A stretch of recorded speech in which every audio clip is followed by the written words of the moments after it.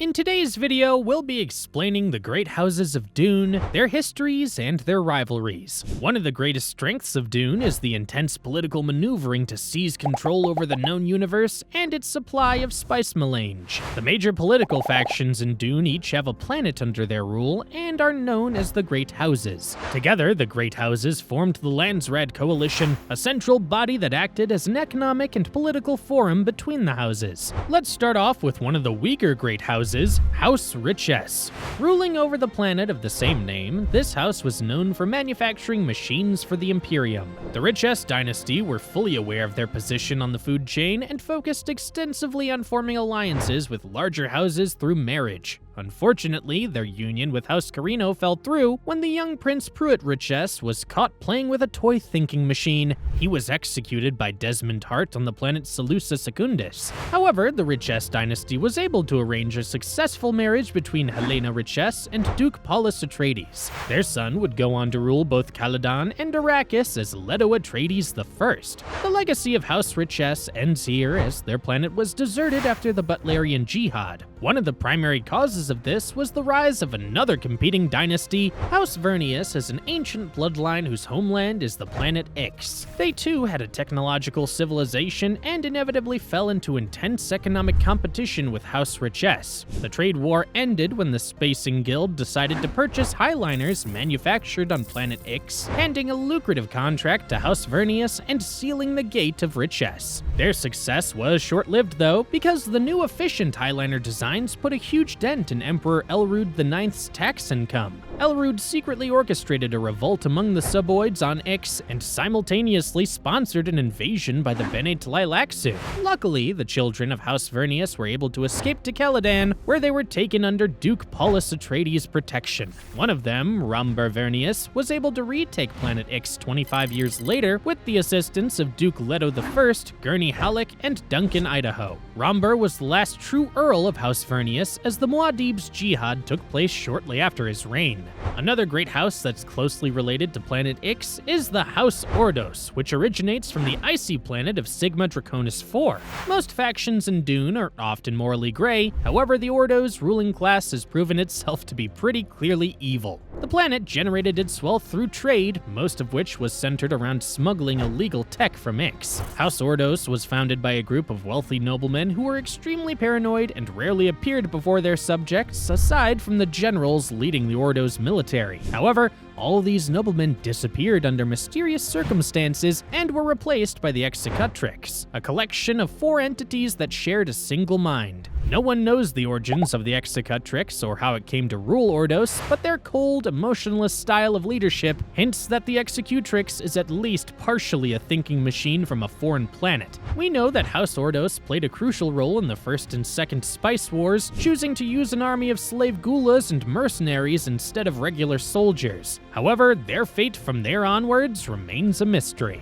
Moving on from the mysterious Ordos, let's talk about the better-known House Ginaz. Their house insignia of 2 crossed swords tells you what the planet of Ginaz is all about. This house was known for its school of swordsmanship, which trained the greatest warriors in the known universe. Anyone who reached the 10th level of the Ginaz school was said to be superior to even the Imperial Sardaukar forces, and those who graduated were awarded the title of Swordmaster of Ginaz. Swordmasters of Ginaz were highly valued by the great houses and served as tutors, tacticians, and military advisors. Duncan Idaho was also a graduate of the Ginaz school. Even though they were close allies with the powerful House Atreides, the Ginaz dynasty was wiped out in a war of assassins waged between them and their rivals, House Mauritani. The Mauritani were supported by Emperor Shaddam IV during the war and faced Duncan Idaho as an adversary on Grumman. But little is known about the house beyond these details. However, we do know of their involvement in another rivalry with the House Ecaz. This great house ruled over the planet Ecaz, which was known for its valuable natural resources. It was the only planet where you could obtain fogwood, a wood that could be sculpted using human thought alone.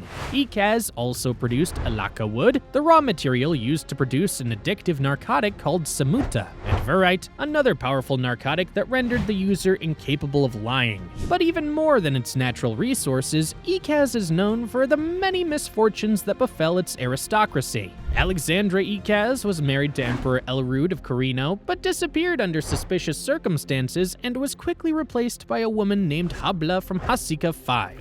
This incident sparked the Ekazi revolt, which could only be put down by Sardaukar forces supported by Atreides and Vernius reinforcements. In an equally unfortunate turn of events, Elessa Ecaz, daughter of Archduke Armand Ecaz, was killed by House Moritani during her wedding with Leto Atreides. This sparked a war of assassins between Grumman and Ecaz, but with an angered House Atreides supporting the Ekazi cause. Many years later, during the Muad'Dib's Jihad, Armand Ecaz peacefully surrendered his planet to Paul Atreides' control as he was tired of politics and had always been loyal to House Atreides. This effectively brought the Ekazi aristocracy to an end. By now, many of you have realized that we've been saving the best for last. Most of the conflict within the Landsraad occurs between three houses: Harkonnen, Corrino, and Atreides. House Harkonnen uses a griffin as its house symbol and hails from the home world of Gedi Prime. Harkonnen is one of the few examples of a family that was once a house minor that eventually rose to the status of a great house. This rise was achieved by Baron Dmitri Harkonnen's involvement in the whale fur trade.